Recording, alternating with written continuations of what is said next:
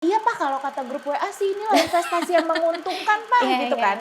Tapi ternyata investasi bodong. Kan kebayang itu multiplier efeknya bisa besar banget kan.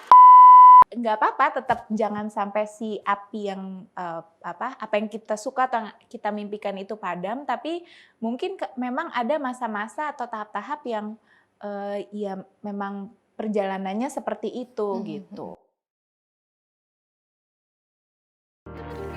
Ada cerita para puan.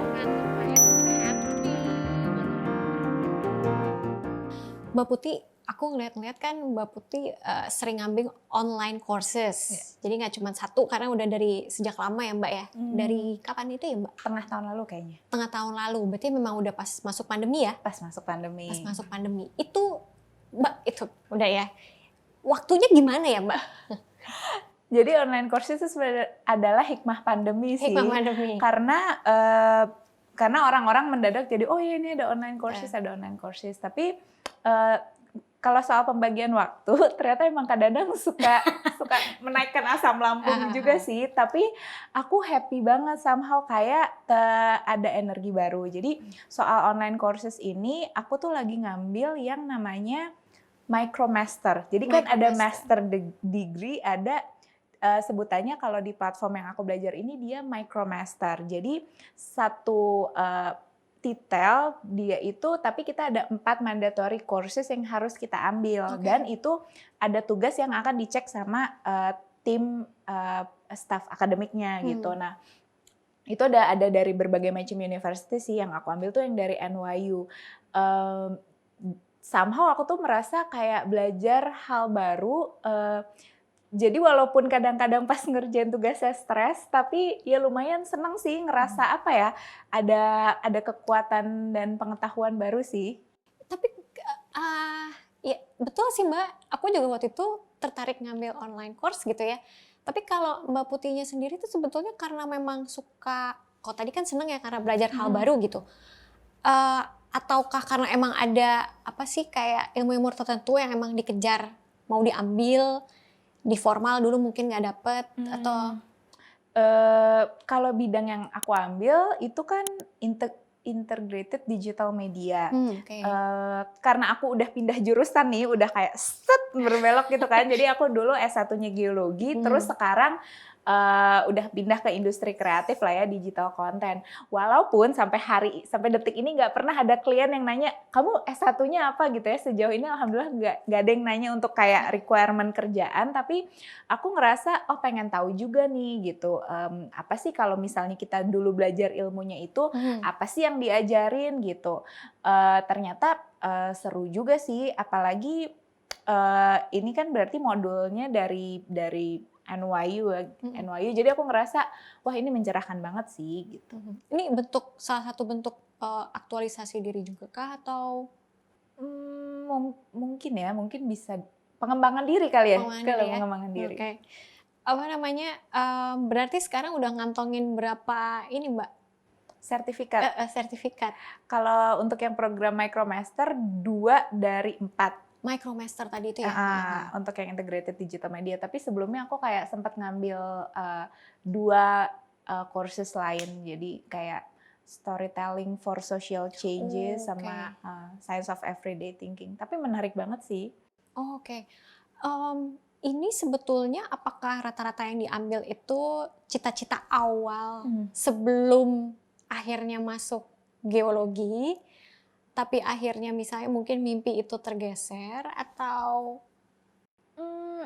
Mungkin boleh dibilang hal baru sih justru karena dulu waktu karena aku suka gambar gitu ya, mungkin cita-citaku belajar desain grafis gitu kan, tapi untuk course yang sekarang dia lebih ke kayak aplikasi, lalu misalnya kita sebagai kreator copyright itu tuh kayak gimana, kan banyak area abu-abunya. Kayaknya itu memang harus setelah pernah terjun di dunianya baru cocok sih ngambil itu gitu.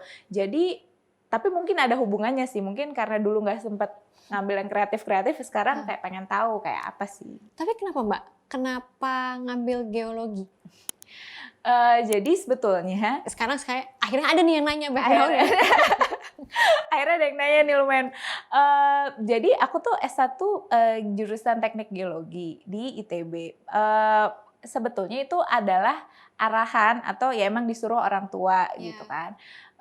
Cuman kalau ditanya emang orang tuanya maksa ya atau kayak gimana ya, tapi kayaknya lu juga pengen ya kayaknya masuk ke situ dan kayaknya happy-happy aja. Bener juga sih, aku rasa pas tahun, karena kita ngomong balik ke 2007 ya waktu aku, atau bahkan sebelum 2007, aku masuk kuliah 2007, tapi balik sebelum itu gitu ya, tahun 2000-an tengah itu ya industri kreatif dan digital itu belum seperti sekarang gitu. Jadi mungkin orang tuaku realistis aja gitu, dia bilang oke, dia sebagai ayah adalah bapak-bapak yang kerja di perusahaan oil and gas, dia di perusahaan migas. Terus dia anaknya mau jadi desainer. Nih nanti orang dalam mana nih yang bisa gue pakai kalau anak gue nggak dapat kerja? Itu kan pasti kayaknya kalau baby boomers tuh masih ada pemikiran gitu ya.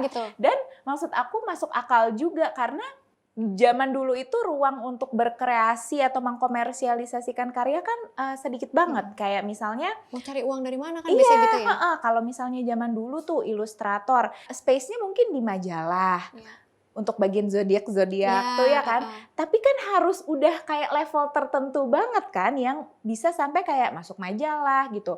Terus kalau kita ngomongin soal kebutuhan konten, ya iklan mungkin dulu hampir nggak ada yang ilustrasi, mendingan foto atau langsung pasang jedang selebritis karena kan mahal banget satu spot billboard atau koran gitu. Jadi nah tapi kalau kita ngomong sekarang, setiap hari orang harus update konten, jadi banyak banget tuh kebutuhan untuk ilustrator. Nah kalau balik ke 2000-an tengah itu memang belum gitu. Jadi karena orang tuaku udahlah yang ayah tahu aja lah kurang lebih proses kerjanya, linknya. Akhirnya aku ambillah geologi. Pernah nyesel nggak Mbak? Ada titik pernah, kenapa sih mestinya waktu itu tetap kekeh ambil atau gimana gitu? Enggak sih, karena lumayan banyak hikmahnya ternyata gitu kan. Jadi satu, aku tuh jadi belajar keluar dari zona nyaman. Aku tuh paling males olahraga dulu. Jangankan mikirin naik gunung gitu kan. Pasti aku tuh orangnya senengnya dari dulu di depan komputer gitu. Geng rebahan tuh kayak baca komik. Pokoknya udah kebayang deh anak-anak rebahan gitu. Tapi pas masuk geologi harus naik gunung, push up, pokoknya nggak aku banget. Tapi aku pikir-pikir, bisa juga kok keluar dari zona nyaman. Apa yang aku pikirkan dulu aku tuh nggak bisa begini, nggak bisa begitu, ternyata bisa-bisa aja gitu. Terus udah gitu ternyata geologi ilmunya lumayan random dan menarik, kayak belajar fosil, kristal gitu-gitu. Jadi ada menarik juga ilmunya. Terus yang aku rasa geologi itu akhirnya memberikan aku kesempatan untuk bisa kerja di perusahaan yang established banget dan aku belajar banyak banget dari segi kalau orang di perusahaan itu tuh kerjanya gini gitu.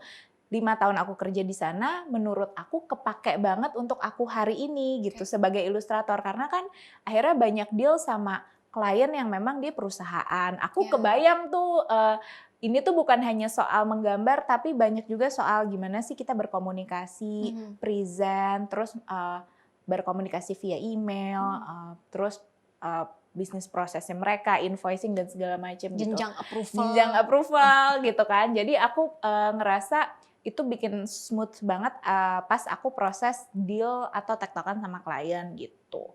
Dan yang pasti hikmah satu lagi adalah aku dapat suami dari jurusan itu. Mbak karena udah disebut coba cerita dikit lah berarti. Iya suamiku pas aku S1 geologi lagi S2 geologi. Gitu. Jadi ketemunya di kampus Mbak? Ketemunya di kampus gitu. Hikmahnya gitu ya? Hikmahnya, sebuah hikmah ya. Tapi kalau kebanyakan perempuan itu ya, kan para perempuan tuh bikin riset gitu ya Mbak. Kita bikin riset, kita ngelihat gimana sih perempuan Indonesia ngelihat mimpinya gitu. Sama kayak ceritanya Mbak Putih tadi. Terus kita dapat 4 karakter.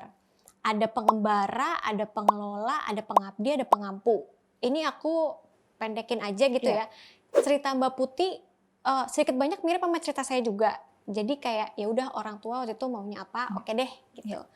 Akhirnya kayak kita membuat mimpinya mereka jadi bagian dari mimpinya kita. Ternyata banyak banget perempuan Indonesia yang kayak begitu. itu aduh nanti kalau aku salah mungkin jangan aku dimarahin tuh antara pengabdi atau pengampu. Kita tipenya yang seperti itu. Jadi mungkin kawan Puan kan juga ada yang mungkin masuk karakter kayak gitu gitu ya. Tapi ngelihat Mbak Putih kan happy juga. Happy Apakah juga. karena akhirnya mimpinya sekarang ada yang berubah gitu? Sekarang lebih banyak ngejar mimpi buat diri sendiri kah atau? Aku rasa aku tuh beruntung banget karena orang wah akhirnya kesampaian ya kerja sesuai passion. Karena waktu aku kuliah geologi pun kerjaan aku tuh gambar-gambar. Terus udah gitu kayak tapi untung juga tuh karena akhirnya aku yang ngedesainin kayak dana usaha bikin kaos kan lumayan tuh kan bisa dikaryakan gitu. Jadi kayaknya orang tuh kalau ngelihat aku tuh selalu kayak lo tuh kayak salah jurusan deh gitu. Padahal sebetulnya ya pas aku kerja sih alhamdulillah fine-fine aja gitu. Cuman kalau dibilang apakah kita harus mengejar mimpi kita sendiri untuk bahagia sih, aku rasa sebetulnya enggak juga. Karena aku ngerasa aku seneng juga waktu kerja di bidang geologi, aku kerja di rig gitu ya. Aku dapat kebahagiaan juga di situ gitu. Aku dapat sahabat-sahabat juga. Jadi kalau aku pribadi sih memang mungkin jangan selalu dibikin mindset-nya itu kita mengorbankan mimpi kita gitu. Tapi mungkin ada hal lain yang kita bisa explore. Tapi kalau kayak misalnya aku waktu di RIK tuh aku tetap suka gambar, tetap suka bikin puisi gitu. Jadi kayak nggak apa-apa, tetap jangan sampai si api yang apa yang kita suka atau kita mimpikan itu padam. Tapi mungkin memang ada masa-masa atau tahap-tahap yang ya memang perjalanannya seperti itu gitu. Kadang orang berpikir ketika ada detour, wah udah deh nih ya susah. Padahal sih sebetulnya di antara detour kayak tadi cerita Mbak Putih ya. Iya, sebetulnya mungkin ada pelajaran juga yang diambil gitu. Dan kadang-kadang mindset juga sih Mbak kalau menurut aku kalau kita terus berpikir, aduh gue salah jurusan nih, kenapa belajar fosil. Kayaknya mungkin itu juga akan mempengaruhi. Cuman karena aku pikir, oh ya udahlah, udah terlanjur di sini ya jalanin aja gitu. Mungkin itu juga jadi mindset yang mengubah kita nggak terlalu ngerasa semua itu adalah tentang pengorbanan. Apalagi kalau mungkin kita tipe yang tadi ya pengabdi atau pengampu itu tadi. Bicara pengorbanan Mbak, ketika akhirnya menikah, kalau aku nggak salah akhirnya Mbak keluar dari pekerjaan tetap itu ya, pekerjaan corporate gitu ya. Mbak melihat itu sebagai sebuah pengorbanan kah atau gimana Mbak? Karena kayaknya relevan dengan banyak dari kita ya, perempuan ya. Mungkin dua hal ya, maksudnya karena hikmahnya besar kan, akhirnya boleh dibilang tuh kan sekarang enak kan kerja sesuai passion gitu. Mungkin itu kayak satu hikmah, tapi waktu pas awal-awal resign ada sih rasa kayak aduh gue yang ngalah. Ya nggak sih kan kita tuh suka nyebutnya ngalah gitu kan. Dari penyebutan ngalah aja kita udah tahu bahwa oh kita itu ada sesuatu yang kita hilang gitu kan. Ada sesuatu yang akhirnya kita berikan ke orang lain, dia yang dapat itu mungkin suami gitu. Memang menurut aku pasti ada sih perasaan, maksudnya kayaknya cukup banyak dari mungkin kawan Puan juga yang aduh gimana ya pengen resign tapi juga takut mimpi-mimpi jadi hilang, tapi juga kasihan anak gimana nggak ada yang ngurus gitu. Mungkin pasti banyak juga dilema-dilema kayak gitu. Emang itu aku rasa perjalanan hidup sih. Aku suka ngomong kayak gini, kalau memang kita resign ya harus ikhlas. Udah jangan di-compare-compare. Terus mungkin kalau yang baru resign ya jangan lihat-lihat LinkedIn dulu karena emang down banget sih kalau ngeliat kayak wah LinkedIn ini. Karena karena bener-bener berasa kan nggak ada habis itu udah stop gitu di situ gitu. Mungkin untuk kawan Puan itu tipsnya ya, jangan buka-buka LinkedIn.